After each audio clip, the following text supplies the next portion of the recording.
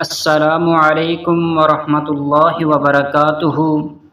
بسم اللہ الرحمن الرحیم۔ ذی الحجہ میں نیک اعمال۔ رسول اللہ صلی اللہ علیہ وسلم نے فرمایا، ان دنوں یعنی ذی الحجہ کے 10 دنوں سے بڑھ کر کوئی بھی دن ایسا نہیں کہ جس میں نیک عمل کرنا اللہ تعالیٰ کے نزدیک ان دنوں کے نیک عمل سے زیادہ پسندیدہ ہو۔ لوگوں نے پوچھا، اللہ کے رسول صلی اللہ علیہ وسلم، اللہ کے راستے میں جہاد کرنا بھی نہیں؟